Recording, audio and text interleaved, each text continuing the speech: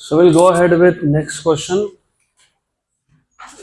These are home-based PYQs of NEET. पहला question: a satellite of mass m is orbiting the Earth of radius capital R at a height h from its surface.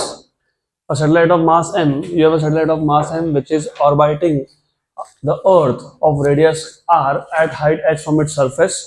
The total energy of the satellite, total energy आपको पूछा satellite का total in terms of g0, where g0 is the acceleration due to gravity at the surface, at Earth surface. बहुत simple question है. Question ऐसा है कि आपके पास एक सैटेलाइट है which is revolving at a certain height h from the surface of अर्थ. तो let's say this is Earth. We have a satellite. एक सैटेलाइट है जो अर्थ के अराउंड रिवॉल्व हो रहा है in circular orbit at a certain height. At a certain height. तो remember, at a certain height, some height h and r is the radius of earth. Good. आपको बोला है what is the total energy of this satellite. तो do you remember हमने total energy का equation derive किया था? याद है? नहीं याद है? वैसे तो याद होना चाहिए. Minus G M M by 2r. नहीं याद है तो हमने लिखा था काइनेटिक प्लस पोटेंशियल. और काइनेटिक एनर्जी होता है half M V C square. V C क्यों? क्योंकि मोशन सर्कुलर है. अगर मोशन सर्कुलर है तो स्पीड क्रिटिकल है. और पोटेंशियल एनर्जी होता है minus G capital M small M by small R. Small R क्यों? क्योंकि it is at a certain height. तो आर प्लस एच लिखेंगे उसको बाद में. हाफ एम वी सी था अगर याद होगा under root of G M by R. Under root of, तो रूट हटा दिया क्योंकि स्क्वायर किया, तो G M by small R minus G capital M small M by R. तो ये हो गया हाफ में से एक गया तो minus G capital M small M by 2r. तो इट वाज एक्सपेक्टेड कि तुमको ये फॉर्मूला ऑलरेडी याद है, ऐसा एक्सपेक्टेशन था. तो टोटल एनर्जी हो गया आपका minus minus minus G capital M small M by 2r plus H, क्योंकि small R is r plus H. लेकिन हमको तो बोला है total energy in terms of action due to gravity at the surface. What is the formula of action due to gravity g at the surface? gm by R square. सिर्फ उसको उन्होंने g0 बोल दिया. तो अब ऐसा करेंगे, यहां से gm मिल जाएगा. क्या मिल जाएगा? g0 are square. Equation number 2. तो from equation number 1 and 2, from equation number 1 and 2, from equation number 1 and 2, from equation number 1 and 2, मुझे लगता है आप शायद गलत क्लास में आ गए. तो from 1 and 2 you have total energy equals to, total energy equals to minus gm. ये gm, what is gm? अरे g not r square. Very good. तो ये जो gm था, क्या था? ये gm था. उसको क्या लिखा तुमने? g not r square. क्या लिखा तुमने? g not r square. और साथ में कौन है? Small m. कौन है साथ में? Small m. तो साथ में है स्मॉल m अपॉन क्या आएगा? 2 इंटू आर प्लस एच. हो गया, हो गया. देखो है क्या? G naught M R square, G naught M R square upon 2 into R plus H, upon 2 into R plus H. Option C. पक्का ना?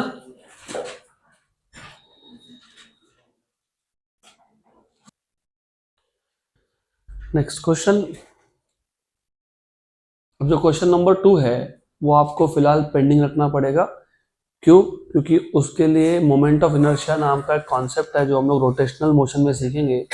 जब तक तुमको मोमेंट ऑफ इनर्शिया कॉन्सेप्ट नहीं पता तब तक वो क्वेश्चन सॉल्व नहीं होगा. बताने को तो मैं बता सकता हूँ, but I want to teach you that in detail. तो इसको फिलहाल पेंडिंग रखो, इसको बाद में देखेंगे. Let us talk about question number 3. Two satellites of Earth S1 and S2 are moving in the same orbit. Orbit same है. The mass of M1 is 4 times that of the mass of first satellite. M1 is 4 times that of mass of S2. मतलब M2. M1 is 4 times of M2. पहले satellite का मास दूसरे के comparison में 4 गुना है, 4 times. Which one of the following statement is true? The time period of S1 is 4 times of S2. अच्छा, time period of S1 is 4 times of S2. Which one of the following is correct बोला है? Correct, true. तो मुझे जरा ये बताओ, what is the formula of time period of a satellite? 2 pi under root of r by gh. r by gh ही होता है वो. लेकिन r by gh, what is gh? gm by r square. तो तुम ओरिजिनल फॉर्म भूल गए, तुम simplified form बता रहे हो मेरे को. ये था original form, r cube upon gm, यही था. भूल गए ना? नहीं यार, अगर ऐसा रहेगा तो कैसा चलेगा? Do you remember this? क्यों? क्योंकि सर्कुलर मोशन है. Do you also know speed is distance upon time? एक चक्कर में डिस्टेंस कितना? 2 पाई आर, और टाइम कितना? t. फ्रॉम 1 and 2 दोनों का लेफ्ट हैंड साइड सेम है क्या? हाँ. तो राइट हैंड साइड सेम होगा क्या? हाँ. वैसे ये क्वेश्चन ना 10 सेकंड भी नहीं लगते इसको, पर तुमको फॉर्मूला याद नहीं. तो under root of gm by r equal to 2 pi r by t. If I square on both sides, squaring on both sides, gm by r equal to 4 pi r square by t square. तो t square equals to 4 pi square r cube by gm. तो t equal to क्या लिखेंगे? 2 pi under root of r cube by gm. तो मैंने क्या बोला फिर? कोई था? तो माय क्वेश्चन वाज दैट कि ये जो m है ये मास ऑफ सैटेलाइट नहीं है, वही तो मास ऑफ अर्थ है. मतलब टाइम पीरियड सैटेलाइट के मास पर डिपेंड करता ही नहीं है. इसका मतलब पहले सैटेलाइट का मास और दूसरे सैटेलाइट का मास सेम हो या नहीं हो, कोई फर्क नहीं पड़ता. Time period will be same if the orbit is same. Orbit तो सेम है दोनों का. इसका मतलब पहला वाला स्टेटमेंट गलत है. The time period of S1 is 4 times of S2 नहीं, दोनों का टाइम पीरियड सेम है. The potential energy of earth and satellite in the two cases are equal, ये भी गलत है, क्योंकि पोटेंशियल एनर्जी मास पर डिपेंड करता है. तो पोटेंशियल एनर्जी क्या होता है? Minus GM by r. Satellite, दोनों सैटेलाइट का मास सेम था क्या? नहीं. तो पोटेंशियल सेम होगा क्या? नहीं. तो ये भी गलत है. आपको करेक्ट स्टेटमेंट पूछा है ना. S1 and S2 are moving with same speed. हाँ, ये सही है, क्योंकि क्रिटिकल स्पीड क्या होता है? Under root of GM by r, right. m is mass of earth. Very good. Satellite के मास पे डिपेंड करता है क्या? नहीं. r पे डिपेंड करता है, ऑर्बिट के रेडियस पे. हाँ. दोनों का ऑर्बिट का रेडियस सेम है क्या? हाँ. तो स्पीड सेम है क्या? हाँ. तो ऑप्शन सी, ये आपका आंसर है. इतना बस, डन. चलो इतना किया ही है, तो आखिरी स्टेटमेंट भी पढ़ ही लेते हैं ना फिर. Kinetic energies of the two satellite are equal. What is the formula of kinetic energy? I don't want to know half mv square. I want to know in terms of mass. बताओ क्या? अरे kinetic energy कब से minus हो गया? gmm by 2r. वो मास पे depend करता है. हाँ. तो दोनों सैटेलाइट का मास सेम था क्या? ना. तो काइनेटिक एनर्जी सेम होगा क्या? ना. तो ऑप्शन डी करेक्ट है क्या? नो. अगला question. Next question. Two satellites A and B go around a planet in circular orbits having radii 4r and r. Okay. पहले का ऑर्बिट रेडियस 4r है, दूसरे का r है. If the speed of satellite A is 3v, मतलब critical speed of first satellite is 3v, the speed of satellite B is. ये simple question है. ये जो पहला सैटेलाइट था A, उसका ऑर्बिटल रेडियस कितना दिया हुआ है? 4r. और जो दूसरा है उसका कितना दिया हुआ है? r. और जो पहला सैटेलाइट है ए, उसका क्रिटिकल स्पीड कितना बोला है? 3v. और दूसरे का पूछा ना? यस, बराबर. Very good. क्रिटिकल स्पीड पूछा है, क्रिटिकल स्पीड. तो what is the formula of critical speed? Under root of gm by r. ये मास ऑफ प्लैनेट. तो v is inversely proportional to root of r. तो what will be vb by va? VB by VA under root of RA by RB. Very good. And what is VA? How much is VA?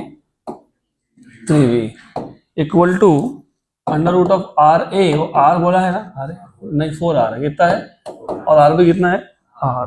Very good. 4 का root कितना होता है, 2 into 3 भी कितना होता है, तो आंसर कितना आना चाहिए, 6V. Option number C. चलो अगला question. Next question.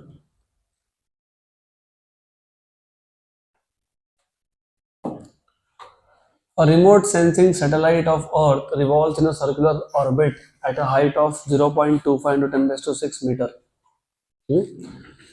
above the surface of Earth. Earth radius is 6.38 into 10 raised to 6 meter and G value is 9.8. Then the orbital speed of the satellite is. Orbital speed मतलब कौन? Critical speed. Simple. Critical speed पूछा है under root of Gm by R. लेकिन wait, ये R होता है R plus. अच्छा, लेकिन तुमको मास ऑफ अर्थ नहीं दिया ना, लेकिन तुमको क्या दिया है, G. तो फिर हम लोग एक काम करेंगे. अच्छा बाय द वे एक काम करो, हाँ अभी यहाँ पे गड़बड़ मत करना. तुमको G क्यों सरफेस पे पता है, कहाँ पता है, सरफेस. तो Gm इक्वल टू क्या लिखोगे, GR स्क्वायर लिख सकते हैं ना ऐसा.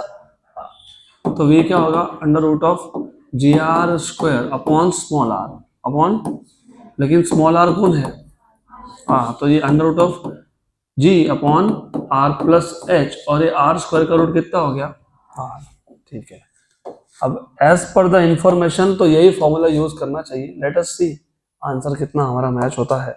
तो V equal to under root of G की वैल्यू कितनी है, 9.8. R कितना है, 6.38 इंटू 10 raised to 6, और H कितना है, 0.25 इंटू 10 raised to 6. तो 6.38 में मैंने कितना ऐड कर लिया, 0.25, और दोनों में क्या था, 10 raised to 6. तो क्या कर लिया, कॉमन निकाल लिया, हो गया कॉमन. इनटू इधर बाहर R, और R की वैल्यू कितनी है, 6.38 into 10 raised to 6. Okay good. Under root of 9.8 upon 6.38 में 0.25 ऐड करो, 6. हाँ अरे दोनों को ऐड करो, 6.63. 38 में 25 ऐड किया तो 63 होता है ना, हाँ तो बराबर है. और ये जो 10 raised to 6 था ना, वो 10 raised to 3 हो गया क्योंकि वो रूट के बाहर आ गया. और ये कितना हो गया, 6.38 into 10 raised to 6. Very good. अब देखो, अभी अप्रोक्सीमेशन करना है तो कर सकते हो वैसे, इफ यू वांट. 3.3 2 जा 6.6, 3 जा 9.9, तो ये रूट ऑफ 3/2. 3/2 कितना होता है, 1.5. कितना होता है वो, 1.5. 1.5 को 1.44 मान लो, कितना मान लिया, 1.44 का रूट 1.2 होता है, कितना होता है, 1.2. 1.2 और ये 6 मान लो, 6. 1.2 इंटू 6, 12 6 जा 72, 7.2 और 10 raised to 3, 7.2 into 10 raised to 3, 7.2 ये आ गया. 10 raised to 3 क्यों, क्योंकि वो मीटर पर सेकेंड में है ना, हम किलोमीटर में कन्वर्ट करेंगे तो आंसर क्या आएगा, 7.76 किलोमीटर पर सेकेंड. देख लेते हैं आंसर क्या दिया है फिफ्थ का. ऑप्शन डी 7.76 किलोमीटर पर सेकेंड.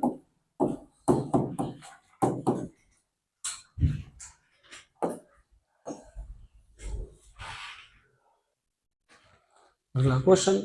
तो ऐसा कैलकुलेशन के ट्रिक्स बनाते जाओ खुद से.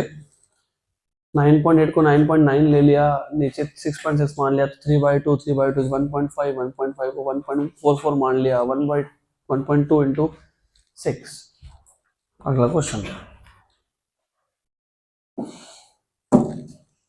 If VE and V0 represent escape velocity and orbital velocity of a satellite corresponding to a circular orbit of radius r, then simple है ये. तो दोनों में रिलेशन क्या पूछा है.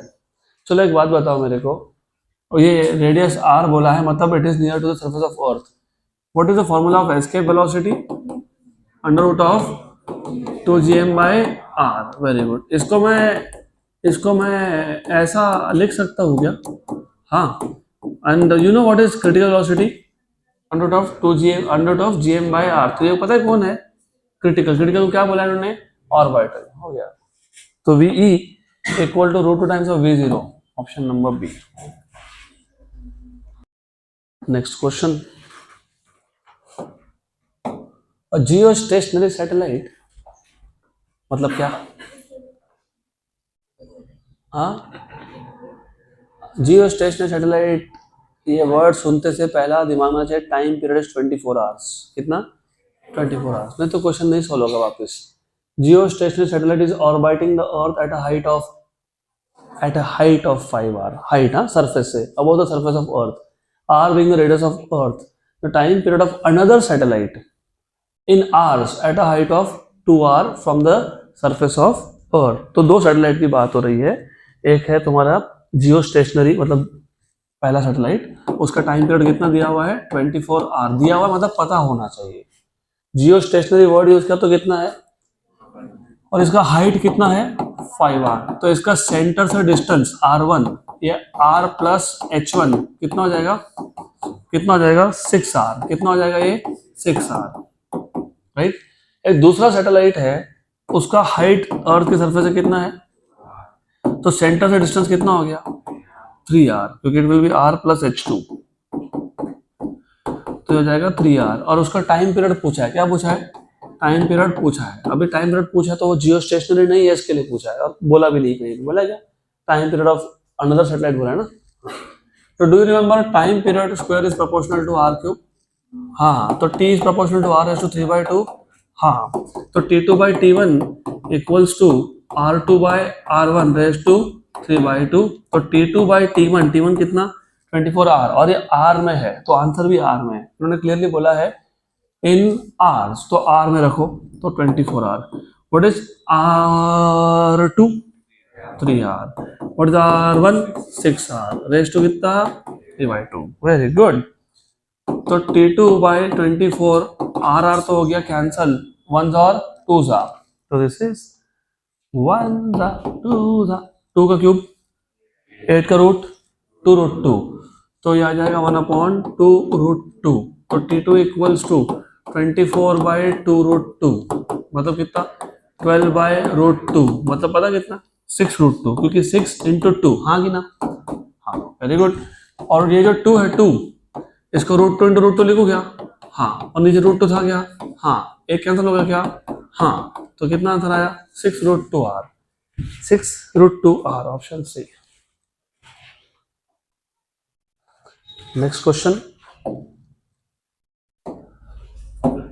potential energy of a satellite having mass m and rotating मतलब orbiting at a height of 6.4 into 10⁶ metre from the earth surface is। हमारे पास एक सैटेलाइट है जिसका मास m है, वो 6.4 into 10⁶ हाइट पे अर्थ के सरफेस पे रोटेट हो रहा है। उसका पोटेंशियल एनर्जी पूछा है।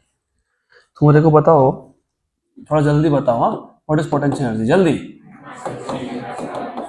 बाय स्मॉल r, मतलब r प्लस h।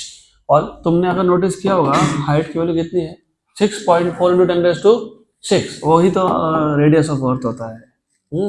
मतलब तुमको सिर्फ कंफ्यूज करने के लिए वैल्यू दी है, जरूरत ही नहीं है। तो r प्लस r कितना हो गया?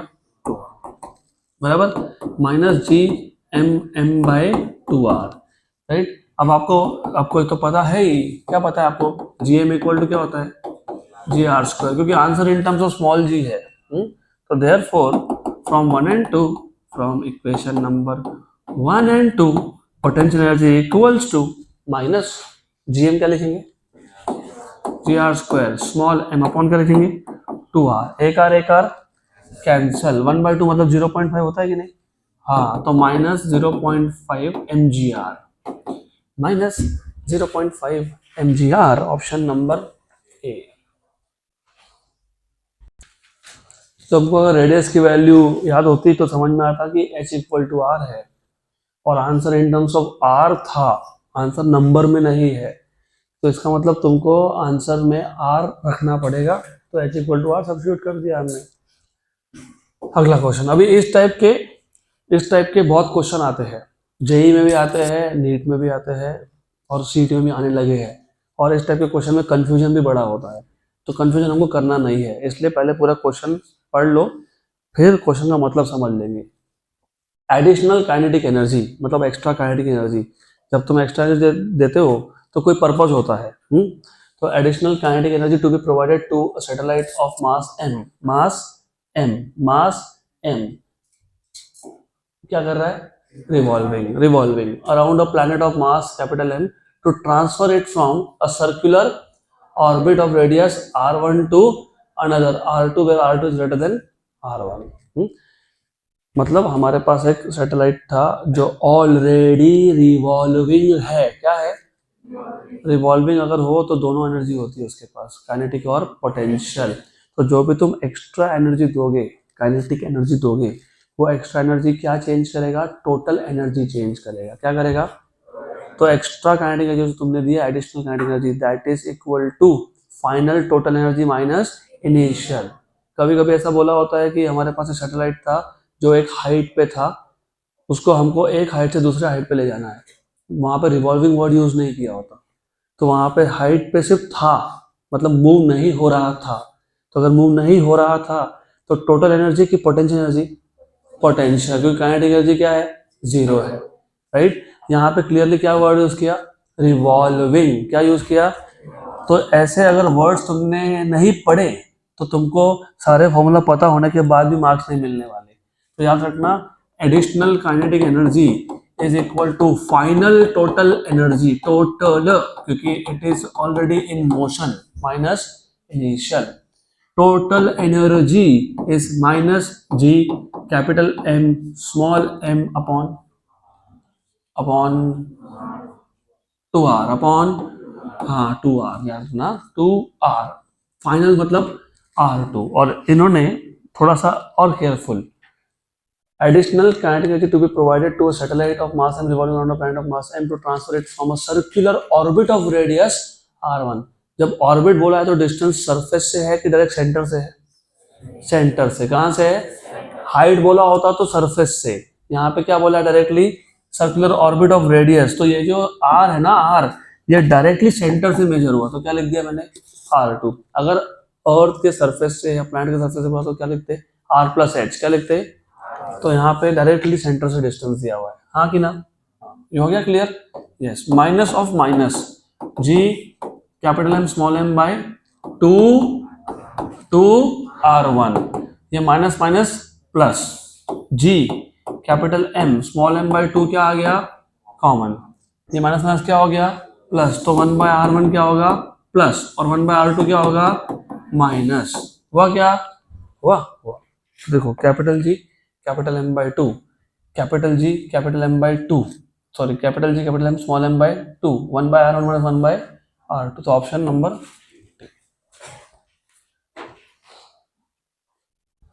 नेक्स्ट क्वेश्चन, अगला क्वेश्चन। For a satellite moving in an orbit around the Earth, the ratio of kinetic energy to potential energy is। ये मैं आपको 3 बार बता चुका हूँ, अभी मैं और एक बार बता देता हूँ, पर अभी इस बार याद रख लेना, इस बार याद रख लेना, बहुत काम की चीज़ है ये। आपको पोटेंशियल एनर्जी याद है सैटेलाइट का? Minus GMM by R। आपको काइनेटिक एनर्जी याद है? GMM by 2R। Very good, question तो खत्म हो गया यहाँ पे, लेकिन और आगे जाएंगे। आपको टोटल एनर्जी याद है? Minus GMM by 2R। आपको binding energy of satellite revolving around Earth याद है? GMM by 2R। इसका मतलब काइनेटिक एनर्जी हो गया पोटेंशियल एनर्जी का मॉड डिवाइड बाय 2, क्योंकि ये पोटेंशियल एनर्जी था कि नहीं, उसका मॉड लिया और सिर्फ डिवाइड किससे किया? 2 से। पक्का? Sure sure, good. और ये क्या है? टोटल पता है क्या है? Minus of kinetic. और बाइंडिंग पता है क्या है? Equal to kinetic. हमको बस ये चाहिए। आपको रेशियो किसका पूछा है? Kinetic to potential. तो ये काइनेटिक है बराबर, और ये पोटेंशियल को वहां शिफ्ट कर दिया, किया क्या शिफ्ट? हाँ, तो क्या है आंसर? क्या है? On right, option B. वैसे तो आपका आंसर सिर्फ इतना ही है, मैंने सिर्फ आपको ये बाकी भी बता दिया सो दैट यू रिमेम्बर, क्योंकि कभी कभी क्या होता है, कभी कभी आपको पूछ लेते हैं for example what is the ratio of potential by total, potential by total, potential by total, 1/2 नहीं 2, पोटेंशियल अपॉन टोटल करोगे तो ये minus G M M by R upon minus G M M upon 2r, तो 2 जो है वो denominator के denominator में वो ऊपर जाएगा। कभी कभी पूछ लेते हैं what is the ratio of kinetic to total, 1 1। Good. Next question, of course total is negative of kinetic, वो तो है ही, वो तो मैं नहीं बोल रहा, रेशियो पूछा है तो सिर्फ मैग्नीट्यूड देखते हैं। ये वाला क्वेश्चन हमने ऑलरेडी सॉल्व किया है, फिर भी रिपीट करवा देता हूँ। A planet moving along an elliptical orbit is closest to the sun at a distance of r1, तो ये पेरीहेलियन डिस्टेंस है r1, and farthest at a distance of r2, वो एपहेलियन डिस्टेंस है। If v1 and v2 are the linear velocities at this point respectively, the ratio of v1 by v2 is, तो अगर आपको याद होगा हमने solve किया ऑलरेडी ये क्वेश्चन, ठीक है भैया, हो या रिपीट तो रिपीट, कोई बात नहीं। केप्लर्स फर्स्ट लॉ बताओ, Kepler's first law, all the planets revolve around sun in an elliptical orbit. Very good. With sun at one of the foci. So sun is at one of the foci. मतलब sun, let us say sun is over here.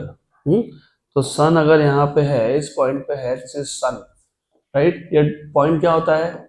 Perihelion, nearest point. इसके distance को उन्होंने r1 बोला है, question में बोला है। Closest to the sun distance is r1, और ये पॉइंट होता है एपहेलियन, इसके डिस्टेंस को क्या बोला है? r2, और इस पॉइंट पे जो लीनियर स्पीड है वो कितना है? v2, और यहाँ पे जो लीनियर स्पीड है वो कितना है? v1, right? प्लैनेट यहाँ हो या यहाँ हो, मास तो प्लैनेट का सेम रहने वाला है ना।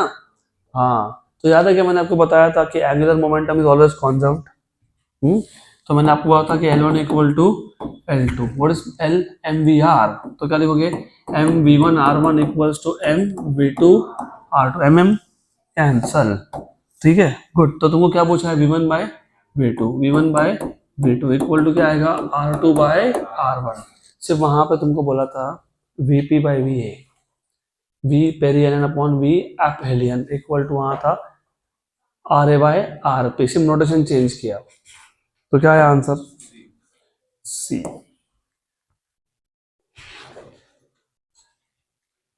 नेक्स्ट क्वेश्चन, क्वेश्चन देख के समझ में आना चाहिए कि ये केपलर सेकेंड लॉ से रिलेटेड है, law of areas. The figure shows elliptical orbit of a planet m around the sun, तो around the sun, good. The shaded area S C D, तो वो सी पॉइंट प्रिंट नहीं हुआ, they should have called this as C. Shaded area SCD is twice the area SAB, twice the area SAB. If T1 is the time for the planet to move from C to D, तो C to D मतलब SCD area cover करने में time कितना है? T1, and T2 is the time to move from A to B, तो ये जो SAB है वो कितने टाइम में हुआ? T2, ये कितने टाइम में हुआ? T1, और ये कितने टाइम में हुआ? T2, तो आपको T1 और T2 का रिलेशन पूछा होगा, हाँ पूछा ना? यस, पक्का, गुड। अब पहली बात, इफ यू रिमेंबर, अगर टाइम इंटरवल सेम होता तो एरिया कवर सेम होते, तो ये तो नहीं बनता ऑप्शन, क्योंकि वो केपलर सेकंड लॉ ही है, the line joining the sun and the planet sweeps equal areas in equal intervals of time, ये तो नहीं हो सकता। यहाँ तक क्लियर? नहीं, ए कि बी कि सी कि डी, वो तो डी तो नहीं आएगा, ए बी सी में से क्या आएगा देखेंगे अब। Now I would want to know if you remember what was Kepler second law का mathematical formula. Delta A by delta T equal to, सिखाया है मैंने, कुछ तो ऐसा लिख के दिया था आपको। मैंने बोला था कि वैसे ये स्टेटमेंट के फॉर्म में आता है, लेकिन हम लोग वेक्टर्स का यूज करके प्रूव कर सकते हैं, नहीं याद ना? वही तो दिक्कत है। Delta A by delta T ये होता है L by 2m, angular momentum upon 2m, ये हमने प्रूव किया थ्योरी क्लासेस में। We have shown this, we have shown this, पक्का, गुड, श्योर। आपको T1 और T2 में रिलेशन पूछा है और आपको एरिया का रिलेशन दिया है। ये जो एरिया है, इस एरिया को मैं A1 बोल देता हूँ, क्या बोल देता हूँ? A1 और ये एरिया A1 और ये area A2, A1 is 2 times of A1 ऐसा बोला है। बराबर, गुड। तो अभी बताओ टाइम कैसे फाइंड करोगे, जल्दी बताओ। हवा में तीर मत छोड़ना, कहीं जाके लग जाएगा, आंसर नहीं आएगा। ये भी सब पूरा का पूरा थ्योरी में हुआ है। दिक्कत ये है कि ध्यान नहीं है ना थ्योरी में।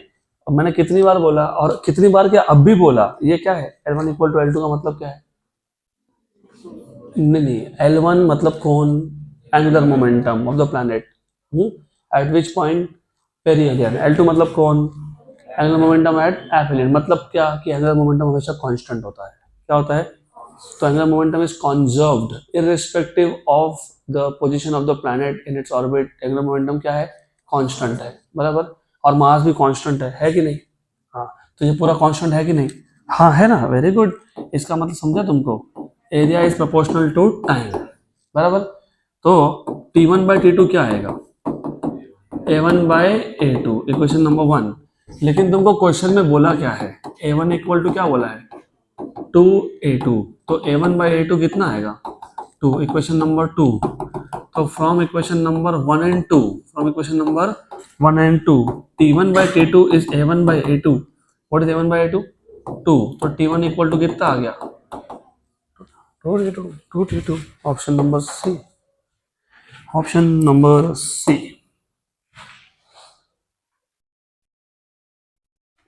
तो ये फ्रॉम 1 एंड 2 है। And remember such type of questions ये एग्जाम में आते ही है, so that you can score. और ऊपर से बताओ क्या ये सब करना नहीं था तुमको? अगर याद होता कि यहाँ पे area covered is proportional to time, area double तो टाइम डबल, सिंपल। अगला question, next question.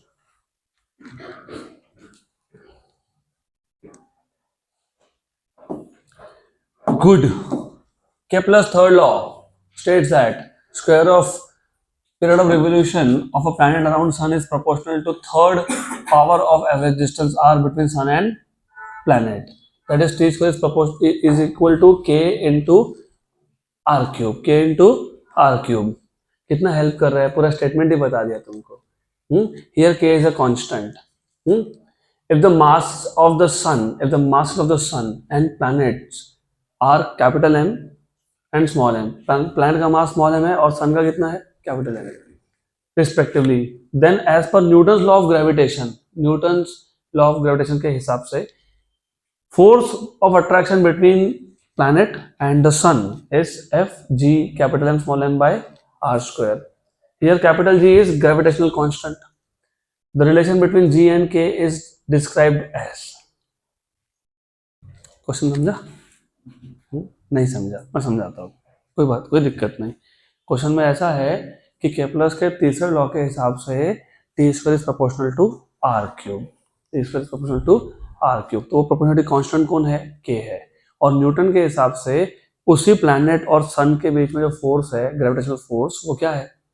Ji capital M small M by R square, the G is gravitational constant. तो ऐसा है, ऐसा है, कैसा है?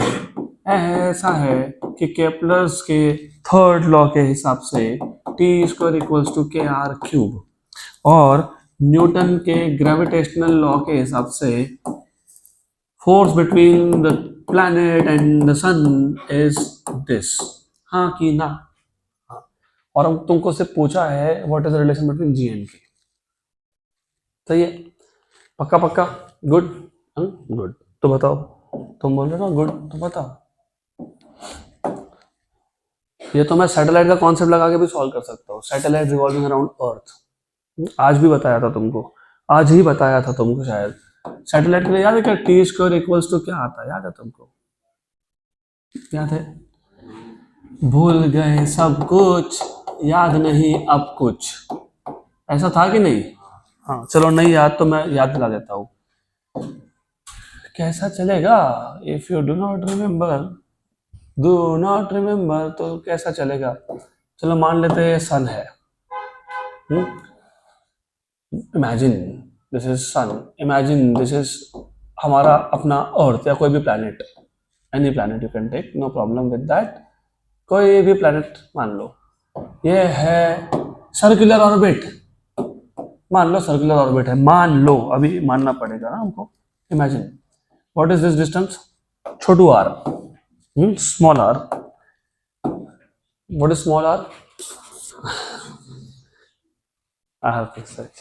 सैटेलाइट नहीं है ये प्लैनेट है, प्लैनेट, और ये सन है, sun, this is the distance between centre of sun and centre of planet, this is not R plus H, ये सैटेलाइट नहीं है, मैंने अभी बोला ये सैटेलाइट नहीं है। पर सैटेलाइट का कॉन्सेप्ट लग सकता है, क्यों, क्योंकि अगर मैं ऑर्बिट को सर्कुलर मान लेता हूँ, मैंने तुमको थ्योरी पढ़ाते वक्त बोला है कि ऐसा क्वेश्चन आएगा, 4 PYQ, इफ यू रिमेंबर, जब मैं आपको टाइम पीरियड ऑफ सैटेलाइट बता रहा था तब मैं तुमको बोला था कि 4 PYQ आते हैं, इसमें से 3 मैंने तभी के तभी बता दिए थे, चौथा बाकी था, ये चौथा है। अब ये कैसा आता है देखो, पहली बात ये बताओ, चाहे सैटेलाइट हो रिवॉल्विंग अराउंड अर्थ या फिर प्लैनेट हो रिवॉल्विंग अराउंड सन, अगर ऑर्बिट सर्कुलर है तो can I use the formula of critical velocity, yes और no, yes.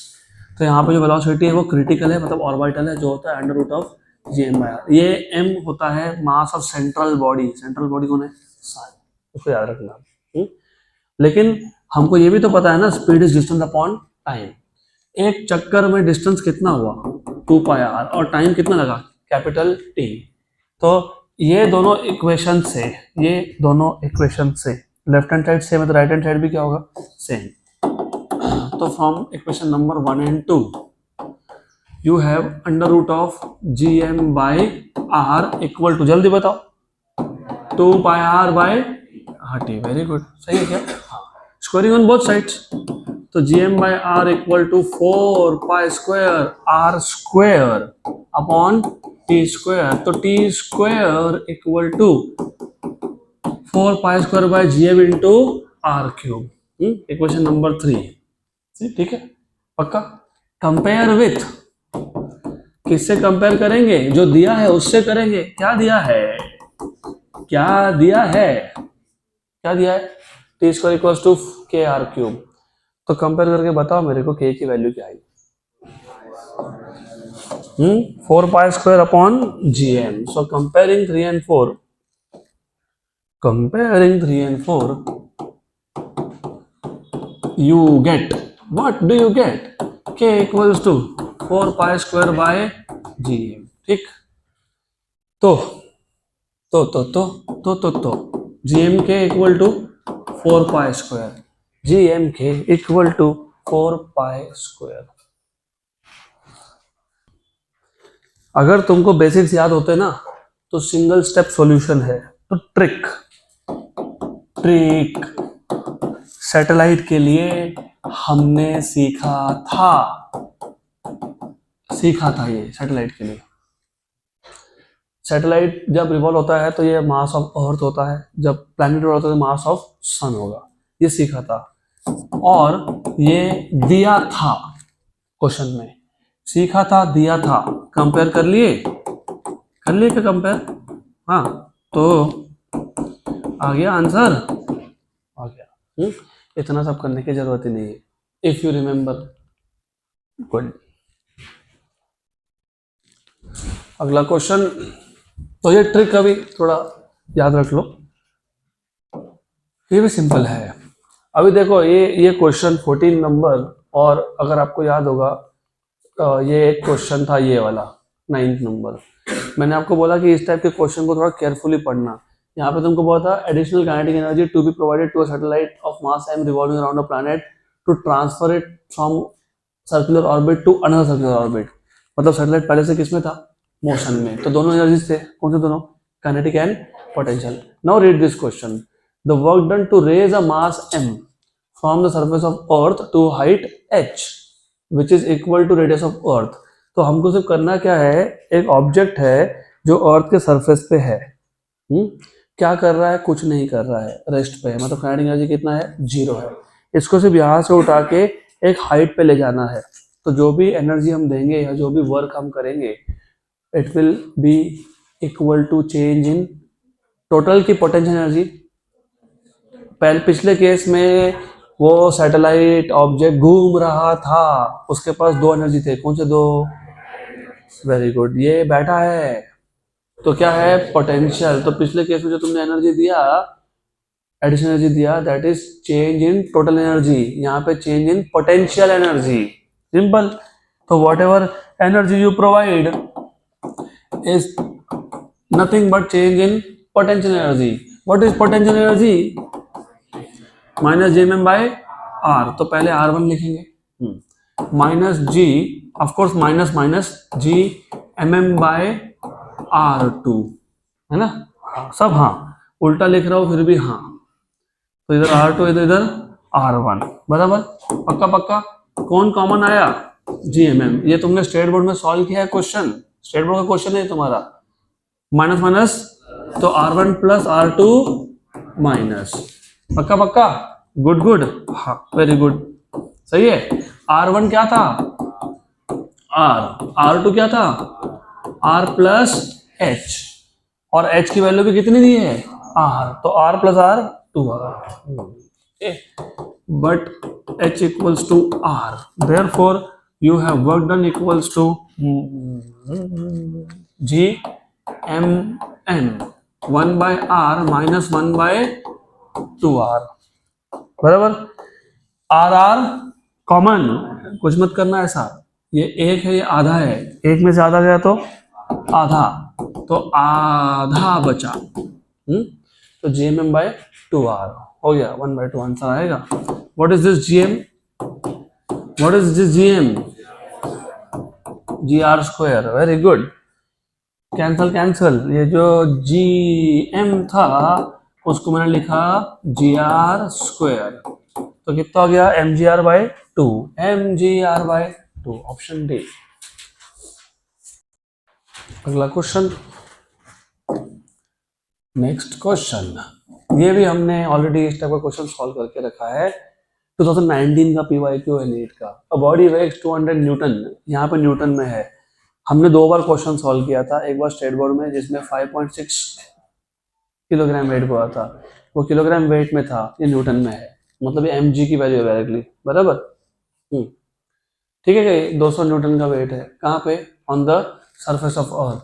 How much will it weigh half way down the centre of the Earth? उस object को तुम अर्थ के centre की तरफ ले जा रहे हो आधे डिस्टेंस पे, मतलब डेप्थ कितना है? R/2 कितना है?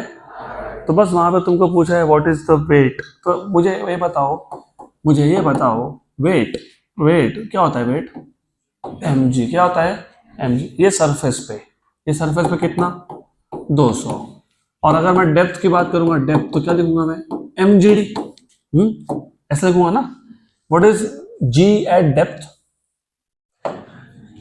भूल गए सब कुछ, याद नहीं अब कुछ, g इंटू 1 माइनस r। और ये mg मतलब कौन था? 200। और ये डेप्थ कितना है? हाफ वे डाउन मतलब R/2, R कैंसल, तो 1 माइनस 1/2 मतलब 1/2 मतलब 200 का आधा, 100 न्यूटन, ऑप्शन नंबर ए।